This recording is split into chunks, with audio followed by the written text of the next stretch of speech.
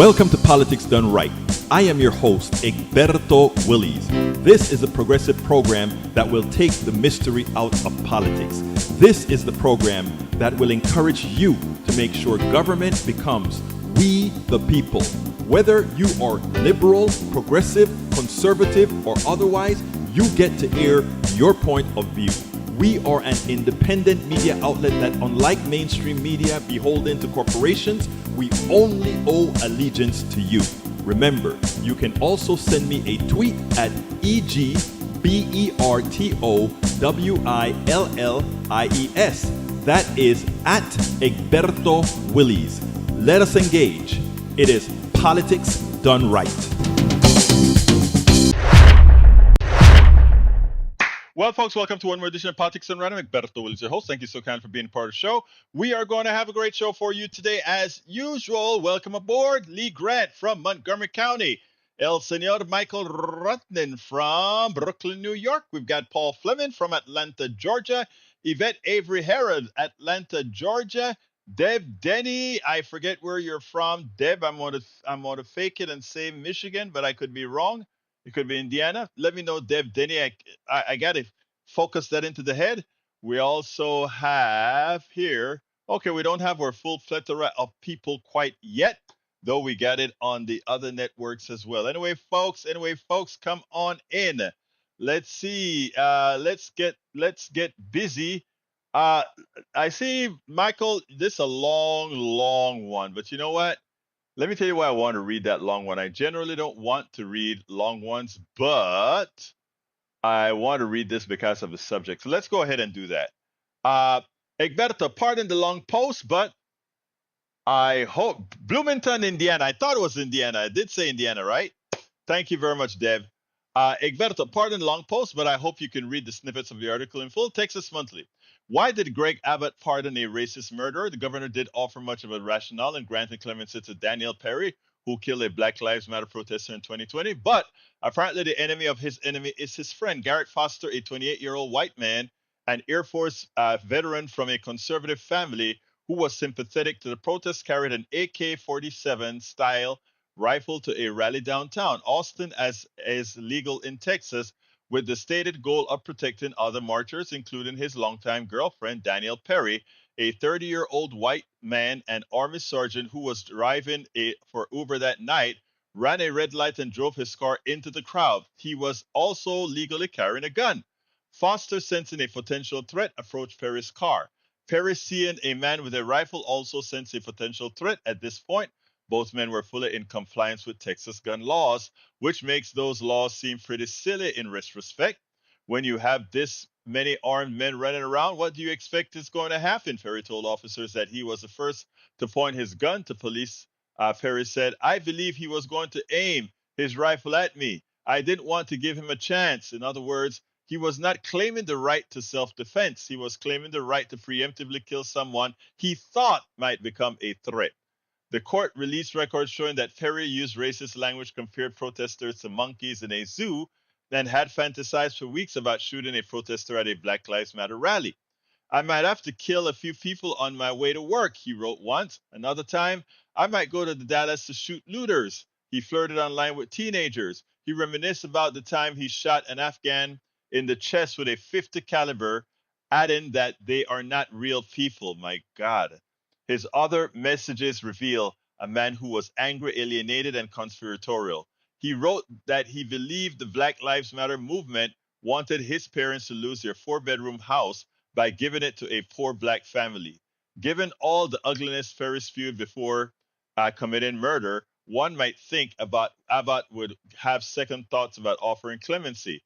I think the situation is now worse than that, at least for red states with open carry laws, as Governor Abbott's decision to pardon sets this new standard. Kill any armed protester.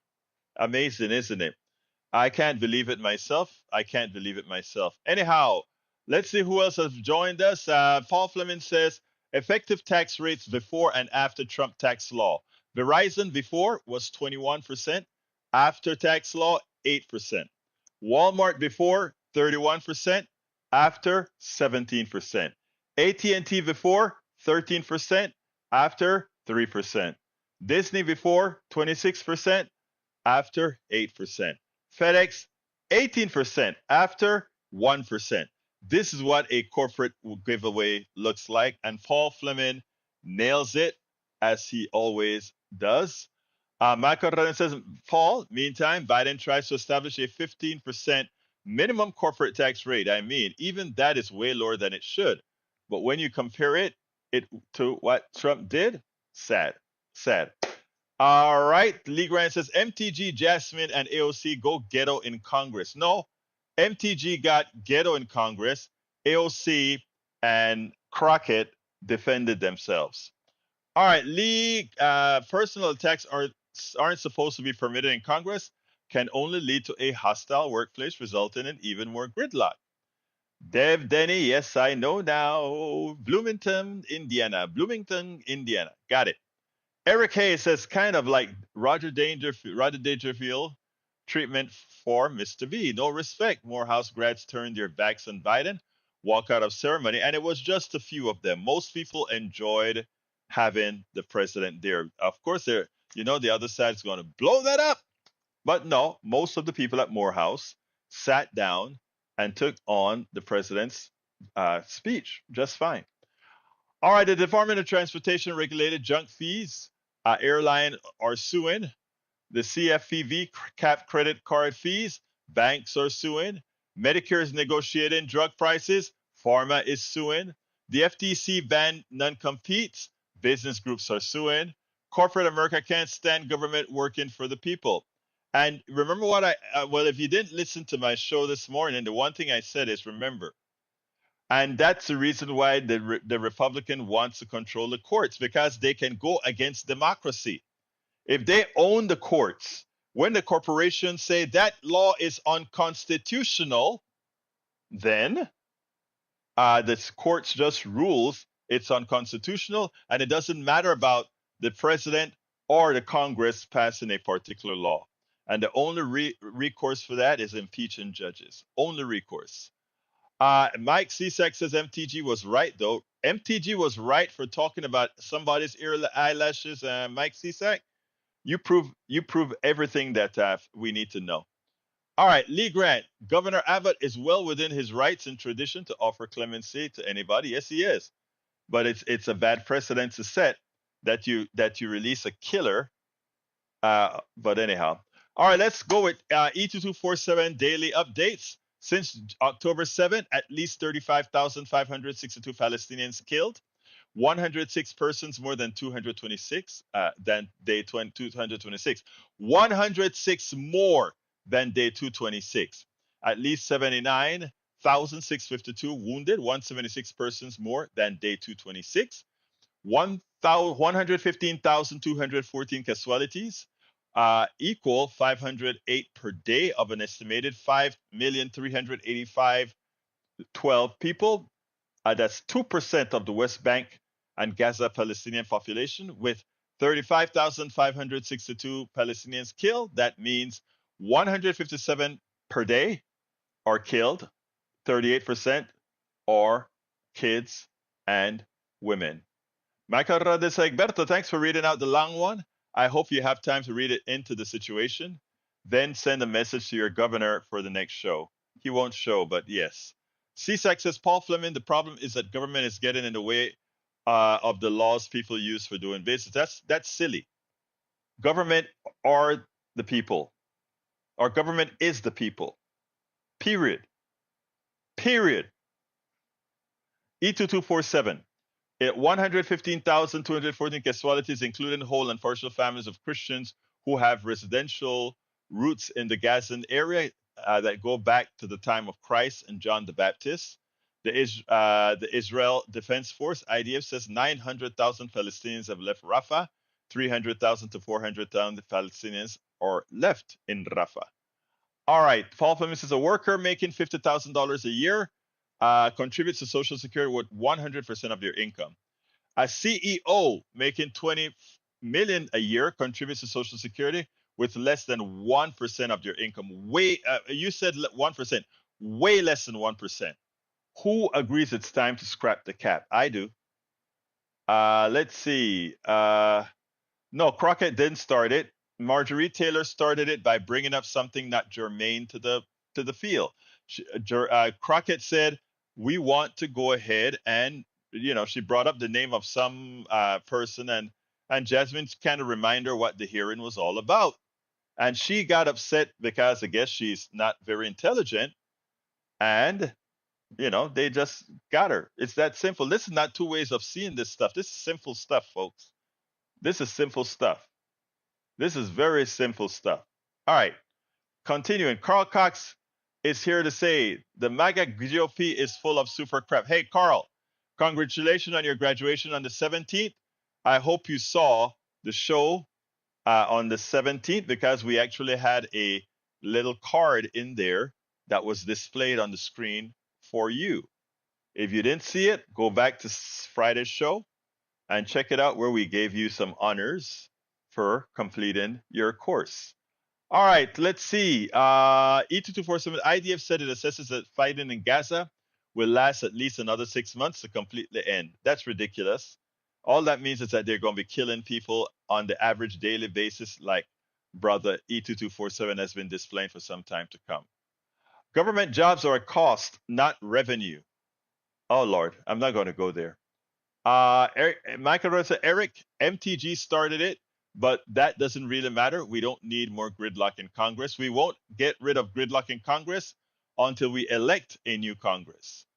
Mike Cisak says Paul Fleming, SS was supposed to be for mostly the poor, and so it was set up as an insurance policy run by the government. That's why it has an income cap. But seems leftists want to do away with rules and steal people's money. It's not stealing people's money. Those people who have all that money, ask them how they got it. But again, some people, for some reason, decide that they will refuse to think appropriately as far as how the economic system actually works. Here, E2247 says, Representative Mark Foucan, one of the most strident critics of Israel's conduct in Gaza, said, if Netanyahu comes to address Congress, I would be more than glad to show the ICC the way to the House floor to issue that warrant. And I think that's exactly what they should do. It's time to arrest Netanyahu. Carl Cox says, I saw that. Thank you. I'm honored that you honored me for the major achievement. Well, that, in fact, Brother Carl Cox, was a major achievement. Like I said, I remembered when you were kind of not sure if you're going to complete it, and everybody in this PDR posse told you to hang in there. And guess what? You did it. You hung in there. You now have that degree that you yearn for, because that's what you wanted. You stuck with it. You hold on to it. All right. I want to play a piece that I did this morning on my show. It's a bit long, but it's worth listening to. It has to do with the Farm Bill. Check this out, and then we'll take it on the other side. Pro-corporate GOP Farm Bill decried. And that's where I want to start. Pro-corporate Farm Bill decried. And it's very important. Last week, what everybody was listening to is that Marjorie Taylor Greene and Alexandria Ocasio-Cortez and Jasmine Crocket, they got into a big, nasty argument that seemed like a Jerry Springer show. And if you look at TikTok, and if you look at Facebook, if you look at Instagram, that's all those outtakes are there. And by the way, I'll have an outtake on that piece as well. Why will I have an outtake? Because it is something essential to show, right? While everybody is hyperventilating about this cat fight, two women going at it, the most intelligent thing done on that stage was something by our Congresswoman Jasmine Crocket, who used look, I know, yes, she called the lady by a bad adjective, but she used the way she did it as to show the ineptitude of the chairman, to show the hypocrisy of the chairman. And nobody that I saw, at least in either the news media, the feed, the morning shows, really got it. They didn't get what this woman did. So when they asked her on the morning shows, do you regret what you did? And she said no. The next thing was, look at how they are, and they don't even regret sounding like Jerry Springer, not understanding exactly what she did. But we'll talk about that later if we get a chance. The real story right now is the Farm Bill. But you see, that story distracted from the proposed farm write-up that's occurring in Congress. Nobody's talking about this boring thing called the Farm Bill, though it affects more people than actually saw that Jerry Springer moment in Congress. We have to, that's why, well, first of all, that's why we are here. That's why we've got KPFT and Politics Done Right. So that we can point out to folks, both our urban folks or suburban folks and our farm folks, what's really happening. Title of the article that I want to highlight from Common Dreams last night, it's GOP Farm Bill decried as pro-corporate, anti-family waste of everyone's time. And they came to this, I think they wrote this article on Friday. It was right after that mix-up. But it goes like this. Echoing early May criticism of House Republicans' blueprint for the next Farm Bill, anti-hunger and green groups on Friday fiercely condemned the GOP's discussion draft text of the Farm, Food, and National Security Act of 2024. That's where you get, how much people are going to get on SNAP, what kind of subsidies farms are going to get, etc. Released by the U.S. Committee on Agriculture Chair Glenn G.T. Thompson, Republican of Pennsylvania, the draft is competing with a Democratic proposal, Senate Agricultural, Nutritional, and Forestry Committee Chair Debbie Stabenow, Rural Prosperity and Food Security Act, while Thompson claimed that his bill is the product of extensive feedback from stakeholders and all members of the House, and is responsive to the needs of farm country through the incorporation of hundreds of bipartisan policies. Representative David Scott, Democrat of Georgia, the panel's ranking member, said the draft confirms his worst fears. Let's point out, because when we talk about stakeholders, a lot of times people don't know what we're talking about. When it comes to a farm bill, who are the stakeholders? The stakeholders are the big agri corporations. It is you, anyone receiving SNAP, anyone receiving food benefits, international relief agencies receiving food for, let's say to prevent starving in different places. By the way, if we can prevent starving in places where, we were partially responsible for their starving, it means that we wouldn't have an immigration crisis and many other things of that nature, So all these things tie in. Your policy, the policies that you pass, have effects long beyond the immediacy of the policy that's being written. So a person writing intelligent policy goes ahead and he looks through several levels of indirection. He or she says, all right, if I pass this, what happens? What then happens because of that other thing happening? You have to see what the cascading effects of your policies are. And it turns out, rural brothers and sisters, anybody listening to me that isn't in the big cities, etc., listen well, because this affects you. And the Republicans are not your friends.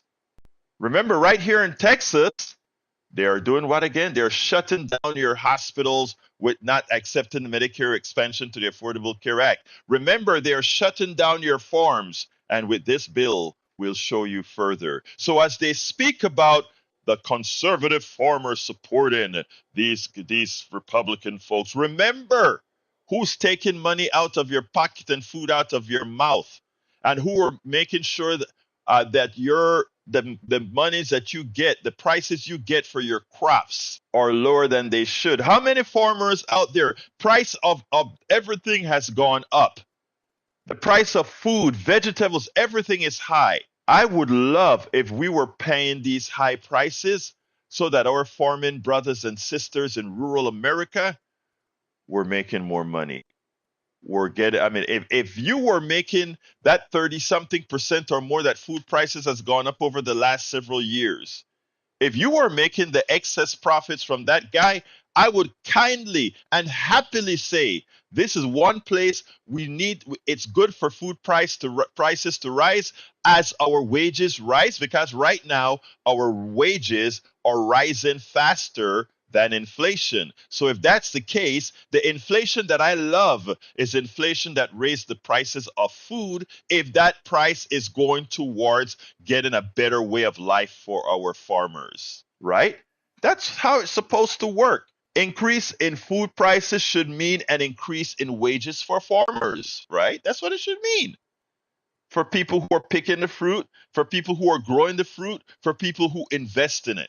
And that's what something like a budget, that what we're talking about here, the farm bill, that's what they're supposed to do. But señores, mis amigos y mis amigas, that's not what's happening. All right. House Republicans plan to pay for the farm bill by taking food out of the mouths of Americans' hungry children, restricting farmers from receiving the climate smart conservation funding they so desperately need, and barring the USDA from providing financial assistance to farmers in times of crisis, he warned, referring to the U.S. Department of Agriculture. Now, here's the deal. Our corporations, specifically oil corporations, don't want anything done about green energy. They don't want to produce green energy. They don't, because digging up for oil and coal out of the ground is cheap. So their profit margin is huge. Green energy, until it's ramped up very well, it's not going to be there. So we continue to burn oil. We continue to burn all these things that create climate change. And in the process of creating climate change, you get more derechos, like we got here in Houston, that knocked out power for a whole lot of people. A lot of people are still without power. It causes damage. It causes hurricanes. It causes damaging winds that go through the crop of central, our breadbasket, and knocks down a large percentage of our brothers and sister farmers' crops. And in the process of not of still subsidizing these companies that damage our environment, and now removing subsidies from farmers, which would help during disasters like the derechos and the other problems that are created by our burning of fossil fuels, we are still subsidizing these companies as we go ahead and cut our farmers. And farmers, you're still voting Republican? You're still voting to support your demise? If you think this is some sort of a fluke, I'm going to jump from this article to another article. And this one is old, because this tells you the way of thinking. This one goes to the U.S. Agricultural Secretary, October 2nd, 2019, under former President Trump. The Trump administration message to small farmers: go big or go home. Sonny Perdue, President Trump's agricultural secretary, said Tuesday during a stop in Wisconsin that he doesn't know if the family dairy farm can survive as the industry moves toward a factory model. And you know that factory model, what happens to it? It's subsidized by your government, our tax dollars. In America, the big get bigger and the small go out, Perdue said, after an appearance of the World Dairy Expo in Madison. I don't think in America for any small business, we have a guaranteed income or guaranteed profitability. No, we don't. Perdue's visit comes as Wisconsin dairy farmers are wrestling with a host of problems, including declining milk prices, rising suicide rates, and the transition to larger farms with hundreds of thousands of animals, and Mr. Trump's international trade wars. Let me tell you what the trade war did. The trade war told the milk farmer, because here's the deal.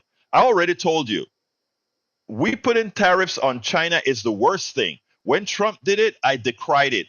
And brother Biden is doing it now, and I'm decrying it. Let's give an example here. You put those tariffs on China, China gets pissed off. Just like we supposedly get pissed off because they are dumping steel here. What China said is, okay, you want to put tariffs on the steel? We'll simply stop buying milk. So my rural brothers and sisters, when those tariffs went on that Trump put on China, you know who paid the price?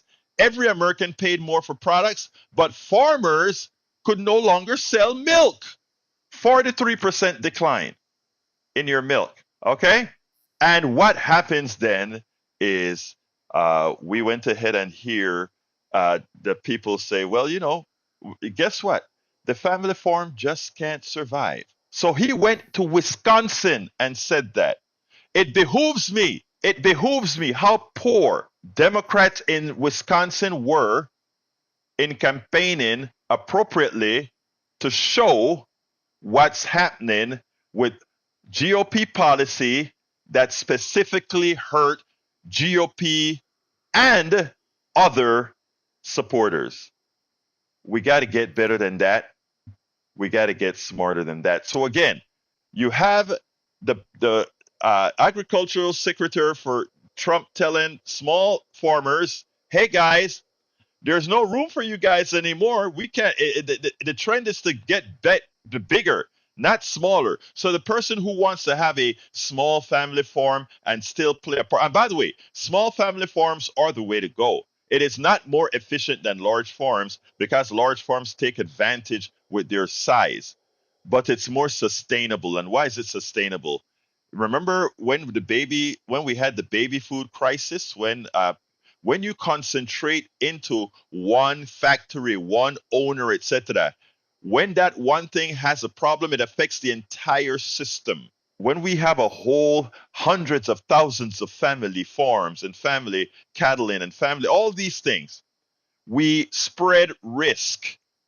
What is supposed to be capitalism?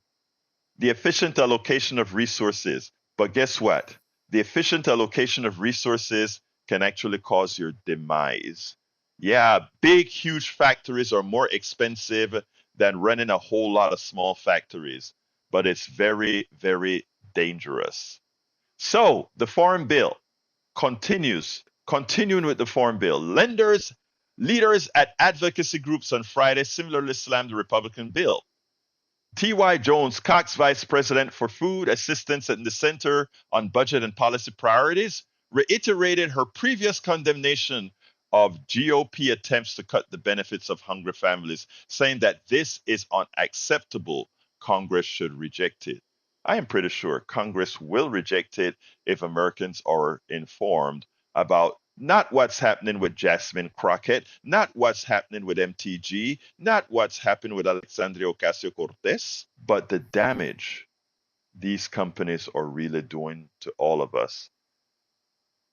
I bet most of you had no clue this disaster was occurring in Congress as we watch the spectacle, as we watch a spectacle of a Trump trial, as we watch the spectacle of Marjorie Greene Taylor, or Marjorie Taylor Greene, MTG, Marjorie Taylor Greene. But these are things as they keep us entertained. There's this stuff called bread and circus. There's this thing. I was a member of the group called Move to Amend as a board member, and we went around the country and we had all these activities to try to make people aware of what's occurring. We were trying to get this past the 28th Amendment, which says corporations are not people and money is not speech. And to do that, we figured we have to educate the population as to how their government works. Civics isn't taught in school hardly anymore. And there was this skit that one of our Utah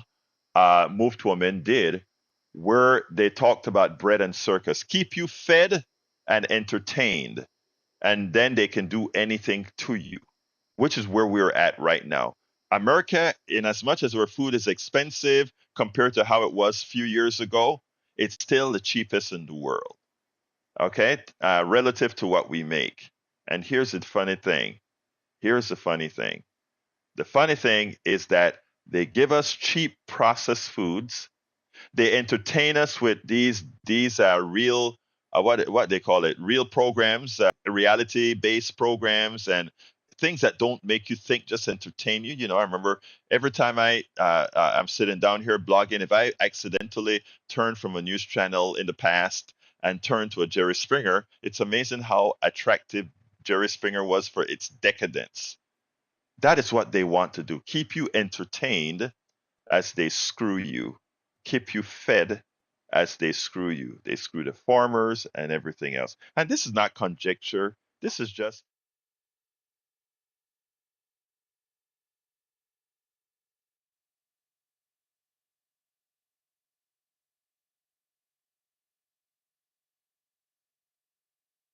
conjecture. All right, now it's working. Now it's working. All right, it's not conjecture, folks. This stuff goes to sleep every so often.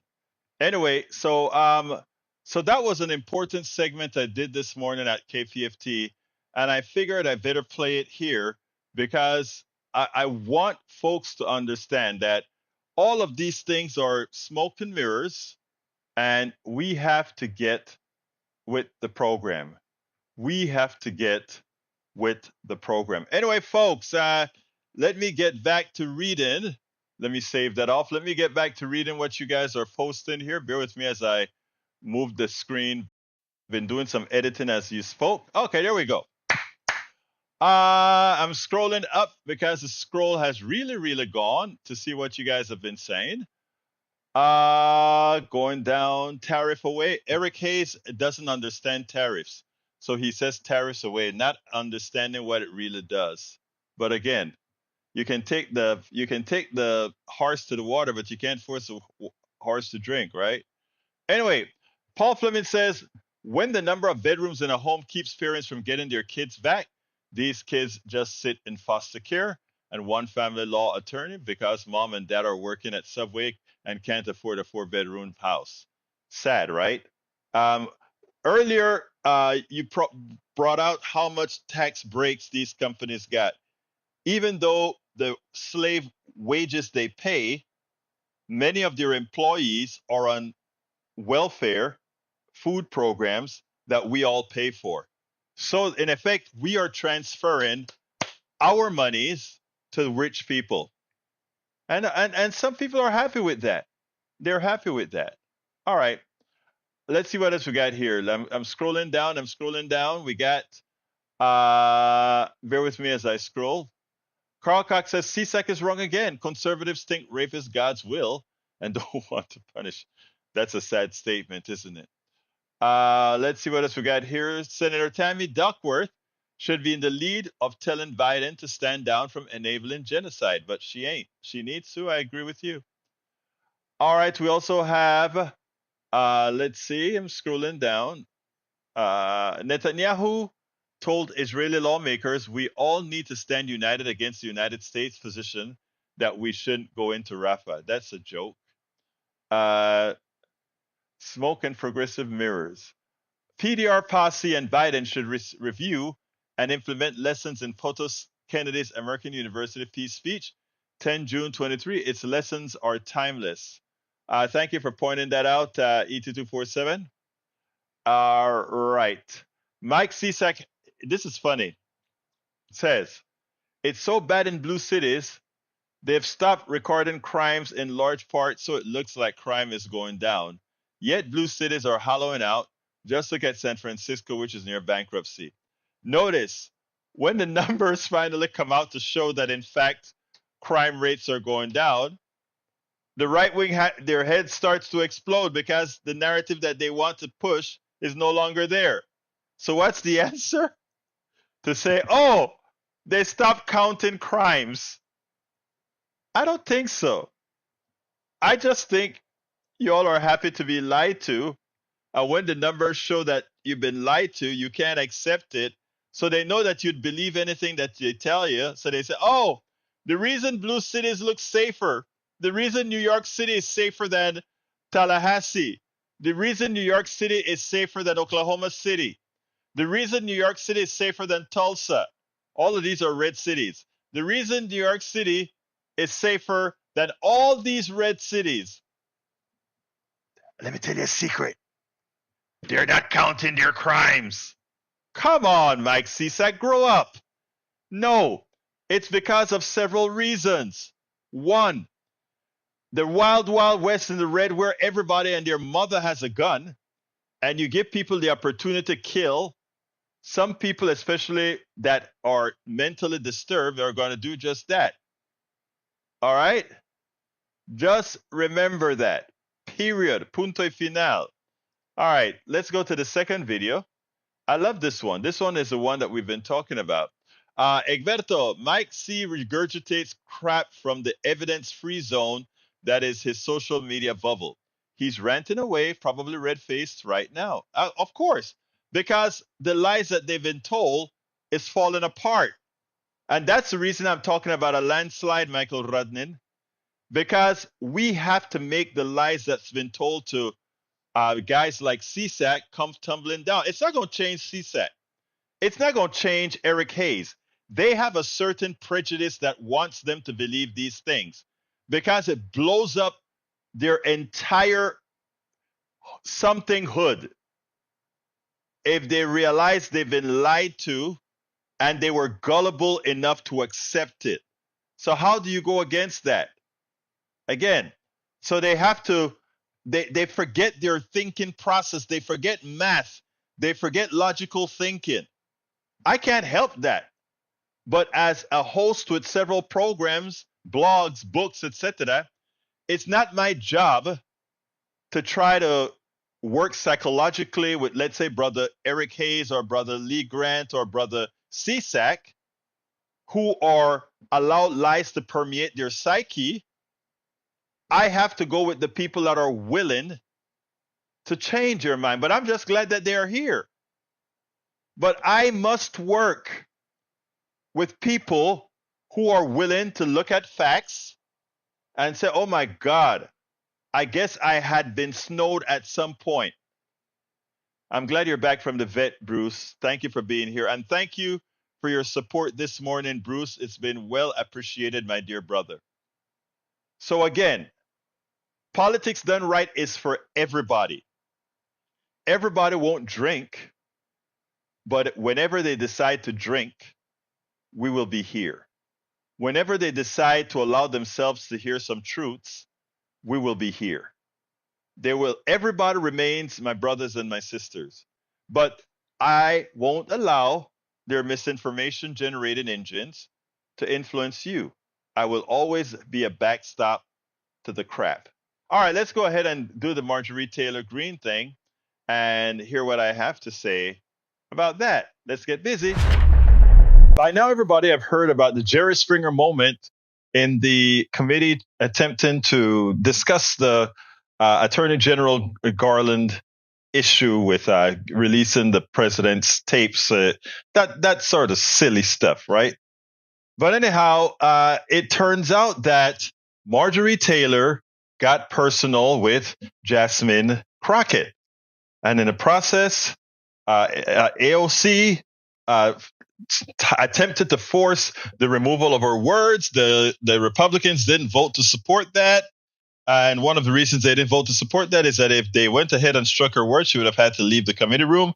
They wanted to have her vote. So they pretty much ignored it. But I think in the long run, they allowed her to go ahead and say, I'd like to take back my words. Okay.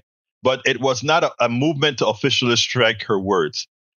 Everybody's talking about what Crockett had to say. Crockett asked a specific question about bleach blonde, bad built, butch body. But she did it in a special way. And that is what needs to be talked about, not just the flair around it, but the calculated manner in which Jasmine Crockett did it so that made it to the record. I want you to check this out, and we'll take it on the other side. You know we're here about I don't think you know what you're here for. Well, you the one talking about. I think your fake eyelashes are messing up. No, ain't nothing. Hold on. Listen. Order. Mr. Chairman. That's beneath even order. I would like to move to take down Ms. Greene's words. That is absolutely unacceptable. How dare you, a appearance of another person. Are your feelings hurt? Her words down. Oh, girl, baby girl. Oh, really? Don't even play. I'm just curious, just to better understand your ruling. If someone on this committee then starts talking about somebody's bleach blonde, bad built butch body, that would not be engaging in personalities, correct? What now?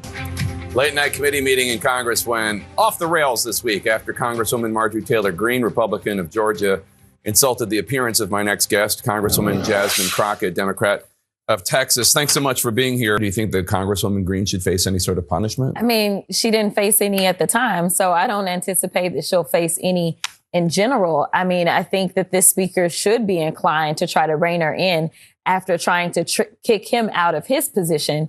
But they just let Marjorie do whatever she wants to do. And I think this was the first time that someone actually said, no, you won't just treat me whatever way you want to and get away with it. So just to explain to our viewers, she said what she said, which was a personal attack on your appearance.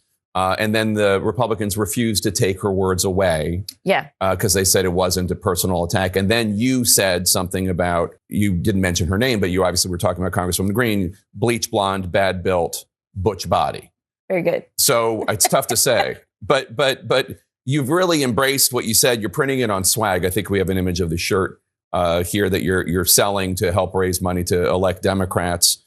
How would you respond to say it's inappropriate to respond to an attack on somebody's physical appearance? And you hear Congresswoman AOC say, you know, you shouldn't be attacking somebody's physical appearance, but then you did the same thing. You attacked her physical. So to be clear, what I asked for was clarification on the ruling. If her words were taken down, that meant that she was going to have to leave the committee for the evening, which actually would have helped everybody out, because the source of the chaos is always Marjorie Taylor Greene. But the chairman was concerned about his votes. He was concerned about whether or not he would be able to move forward with contempt. And so therefore, for the Attorney General Garland. Absolutely. Yeah. So therefore, I'm like, what are we doing? So what are the parameters? And I generally wanted to know. So I did not state anything to her. I specifically asked a question and I didn't even mention her name. Mm-hmm. And so it was for clarification. And that's what I asked for. And he obviously didn't hear me. Okay. Yeah. And I hear that. But she went after your appearance. And then you went back at her 1,000-fold. I did in a very lawyerly way. But obviously she started it. I'm not disputing that. But do you regret that at all? I don't. You don't? I don't. Because here's the thing. I signed up to be a member of Congress. That didn't mean that I was supposed to walk into a position where I'm going to walk in and be disrespected. It's already a hostile work environment being there, and we do have rules. The problem with MAGA is that MAGA does not respect rules, nor do they respect the law. That is exactly why they're all running up to Trump's trial, because he's in trouble, not because of some big conspiracy by the Biden administration. He's in trouble because he fails to respect the law. The reason that the Supreme Court right now is debating whether or not Trump can commit crimes or any president can commit crimes and then be let off is because they have no respect for law. The party of law and order is gone at this point in time. Now, I'm pretty sure that statement that Crockett made has to stay on the record. But why is this an issue? If you take a look at the back and forth, there are longer clips that are out there where Republicans on one side are trying to tell Jasmine Crockett, calm down, take it easy. Republicans and the MAGA Republicans are great at doing things that whenever it's done onto them becomes the end of the world. And because they are in power in Congress, they get away with it. But Jasmine Crockett got the upper hand here. And while people may not initially see exactly what she did, it shows her degree of intelligence. I mean, what she did, while Marjorie Taylor addressed Crockett directly and made a personal attack on Crockett directly, what Crockett did was use the rules of Congress to simply ask a question. If somebody were to call another person bleach blonde, bad built, butch body, would that be something that would be stricken from the record? It's a question. It's a legal question to the board. It's a question about rules in the committee. So everybody's going to know that Marjorie Taylor, who constantly insults people on that committee, that an insult that was only directed at her to just sort of let her, just to show some fight back, was going to make it to the record. because Miss Crockett, Congresswoman Crockett, never called her those words. But everyone knows who those words apply to. And this is not petty. This is about pushing back. Too often, Democrats just stay back and take. And whenever they do it, they go against their own. And this time around, Crockett said, nope, I'm going to do this. And when Jake Tapper said, are you sorry that you did what you did? She said, hell no, I'm not sorry I did that. That is what needed to be done there. Sometimes you have to fight in a manner that isn't the way that you normally do. But in this case, Jasmine Crockett deserves a whole lot of kudos and oomph. And that she goes ahead and makes a t-shirt about it is even more important. And let me tell you why. Because the MAGA Republicans have become a soundbite system. In order to make a point, they go on Congress, say something that they know is going to be explosive, then turn it into marketing material. And Democrats rarely do something of that sort.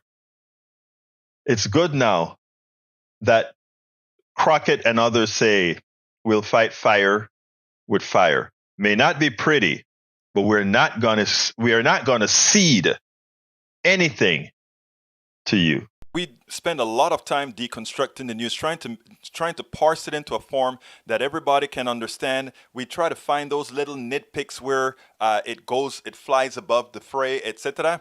If you really like these videos that we do, I want to ask a big favor. Please go ahead. Number 1, subscribe to our channel. And number 2, please join if you can. Thank you so kindly for watching. Keep watching. Please remember to share. We must populate the entire internet with our progressive message, a message that we know is what most Americans say that they want. So help us, please join. By now, and you know what, folks, we are winning. Don't be scared by the polls. I am speaking to people all over this country, and I can tell you something. For the people that are going to go out there and vote, for the people that care about humanity, for the people that care about learning, all of these things, ultimately, we are winning. The media likes a fight. The media likes to have confrontation. But for the people that matter, things are changing. Remember that. Things are, in fact, changing. E2247 says, Jasmine Crockett, Texas 30, sits on the Agriculture and Oversight and Accountability. She's legislatively alert and she's courageous, plus she is wonderful. I've interviewed her 3 times. If you go to politicsandright.com and put her name in there, you can find the interviews that I've done with her. About 3 or 4 times I've interviewed her. I'm trying to get one. In fact, I think let me see if she texted back.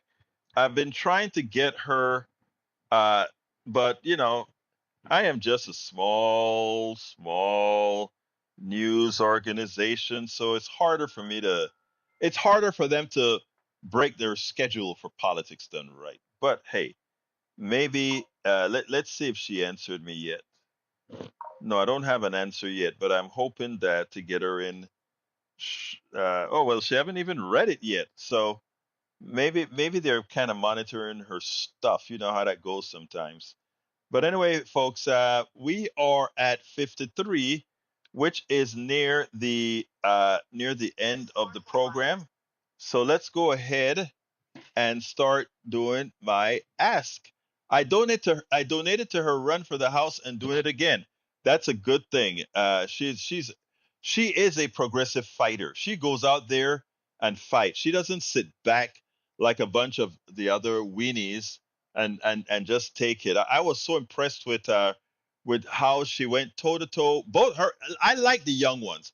Maxwell from Florida, Lee Summers from Summer Lee from Pennsylvania, Philadelphia, AOC from New York. What's her name? Bush from Missouri, Maxwell from Florida, and there's another one. There's another young person. I'm so impressed with the young ones. Of course, I really like Ilan Omar from Minnesota and Rashida Tlaib from Michigan. That's our future. Katie Porter, but she's no longer there because she went with she didn't win in the Senate.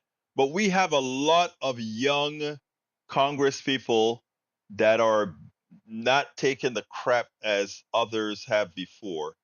Cory Bush, that's who I was talking about from Missouri. And there are some other state ones that I've interviewed. Kabila from Georgia, quite a few young people coming up. And these are the ones who represent our future. That's the type of policies that's going to take America to the next level, as opposed to a plutocracy that is ripping us off, a plutocracy that's making us all poor. They are the ones that are going to grab the bull by the horn. Anyway, folks, please support the program. How can you do that? The first way that you can do it is to please become first of all, you can find all the ways to assist our program by going to politicsdoneright.com/support, politicsdoneright.com/support. We need patrons, so you can become a patron by going to politicsdoneright.com/patron. Patron is spelled Patreon, politicsdoneright.com/patreon. You can also get our books. We have several books. I'm going to put those on the screen right now. To get our books, I'll tell you a little bit about the books in a minute, but please consider getting one or more of our many books. You can get all our books at politicsdoneright.com/books, politicsdoneright.com/books.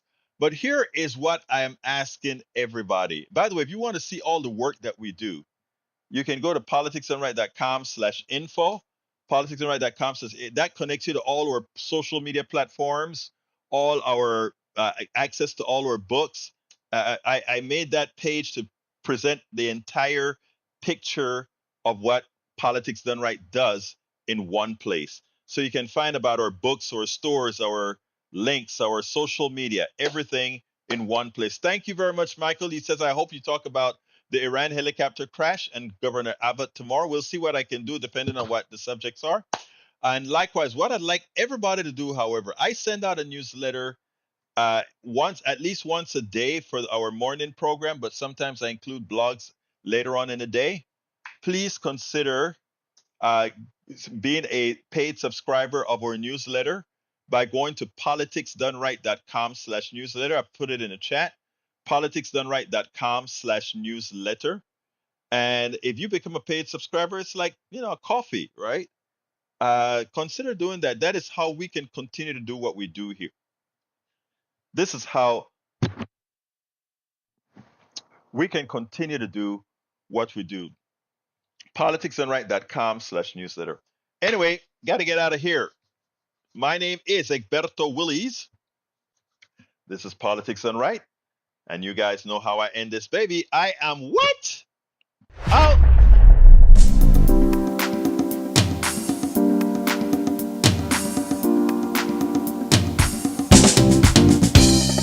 Welcome to Politics Done Right. I am your host, Egberto Willies. This is a progressive program that will take the mystery out of politics. This is the program that will encourage you to make sure government becomes we the people. Whether you are liberal, progressive, conservative, or otherwise, you get to air your point of view. We are an independent media outlet that, unlike mainstream media beholden to corporations, we only owe allegiance to you. Remember, you can also send me a tweet at EGBERTOWILLIES. That is at Egberto Willies. Let us engage. It is Politics Done Right.